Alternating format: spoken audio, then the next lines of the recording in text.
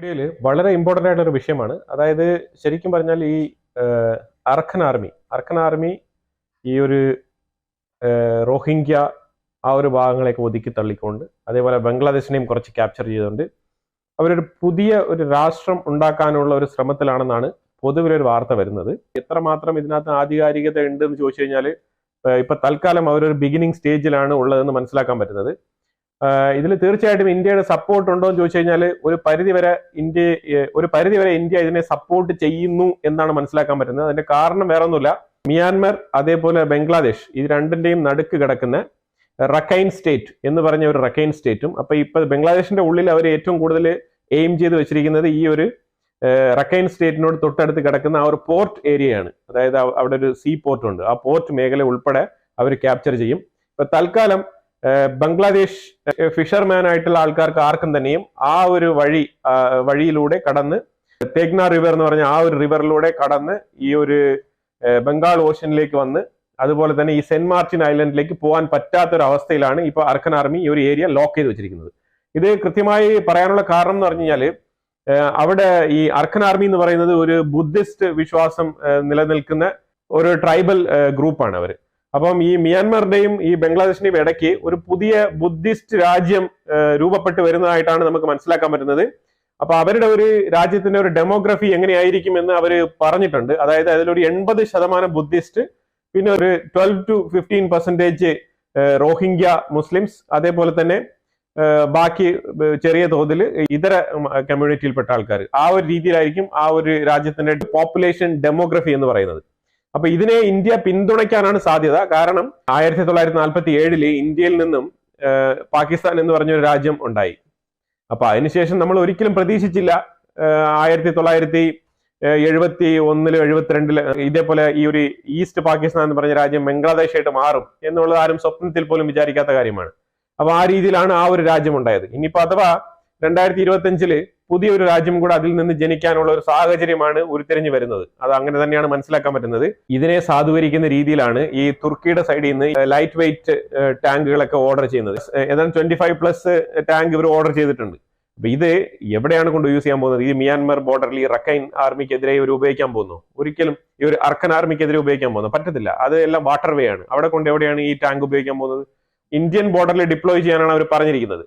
പിന്നെ ഇന്ത്യ ഏതാണ്ട് 4000 കോടിയോളം ബഡ്ജറ്റ് മാറ്റി വെച്ചിട്ട് ബംഗ്ലാദേശിന്റെ എവിടെയൊക്കെ ഫെൻസിങ് ഇല്ലാത്ത ഏരിയാസ് കിടക്കുന്നു അവിടെ എല്ലാം ഫെൻസിങ് ഇപ്പൊ ഇംപ്ലിമെന്റ് ചെയ്തുകൊണ്ടിരിക്കുകയാണ്.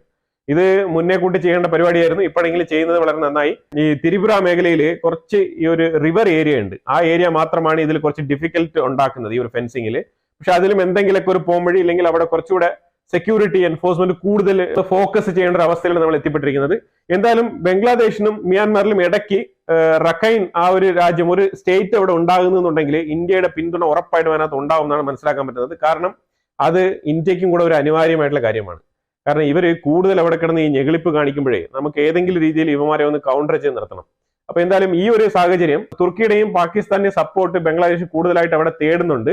പക്ഷെ എന്നിരുന്നാലും തുർക്കിക്കൊക്കെ ഒരു പരിധിയുണ്ട്. തുർക്കി അവരെ സപ്പോർട്ട് ചെയ്യുന്നതിന്റെ കാരണം എന്ന് പറഞ്ഞാൽ ഇപ്പൊ നിലവിലെ അവിടുത്തെ ഭരണകൂടം ഈ ബംഗ്ലാദേശിലെ ഒരു അഡ്വൈസർ എന്ന് പറഞ്ഞു കഴിഞ്ഞാൽ ഇയാളുടെ പൊസിഷൻ തന്നെ ചീഫ് അഡ്വൈസർ ആണ്.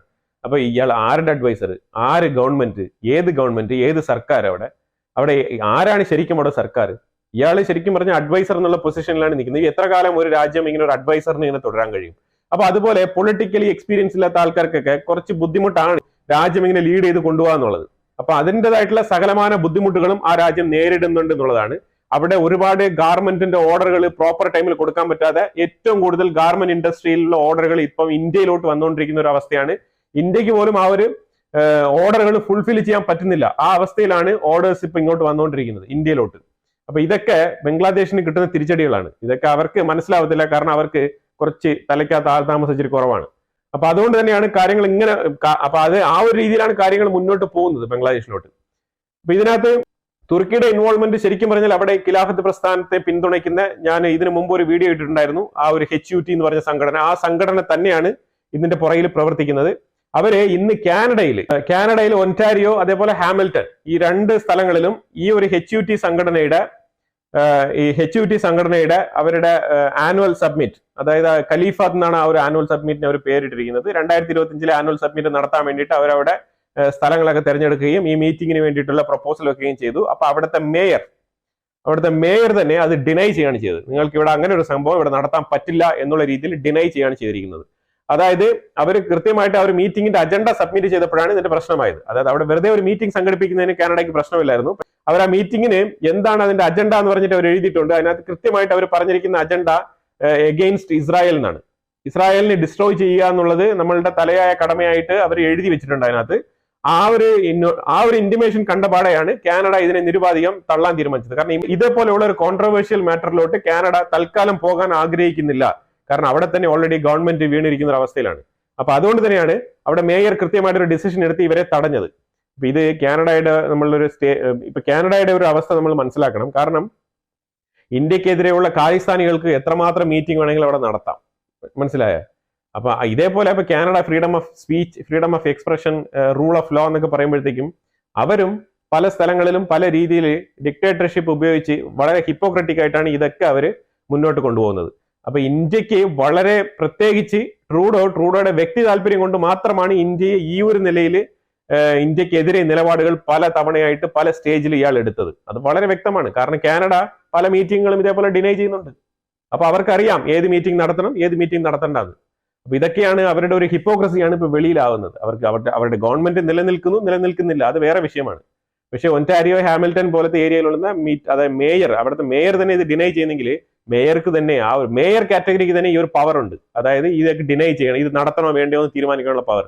പിന്നെയാണോ ഒരു രാജ്യത്തിന്റെ പ്രൈം മിനിസ്റ്ററിന് തീരുമാനം എടുക്കാൻ പറ്റാത്തത്? അപ്പൊ ഇന്ത്യയുടെ പുറത്ത് നടത്തുന്ന ഈ ഒരു കുതിരകയറ്റമൊക്കെ മനഃപൂർവ്വം ചെയ്തു കൂട്ടിയതാണെന്നതിന്റെ തെളിവാണ് ഇതൊക്കെ. ഇങ്ങനെയാണ് ഇവരൊക്കെ എക്സ്പോസ്ഡ് ആവുന്നത്. ചാനൽ ആദ്യമായിട്ടാണ് കാണുന്നുണ്ടെങ്കിൽ മറക്കാതെ സബ്സ്ക്രൈബ് ചെയ്യുക. വീണ്ടും അടുത്തൊരു വീഡിയോ ആയിട്ട് കാണാം. Thank you so much.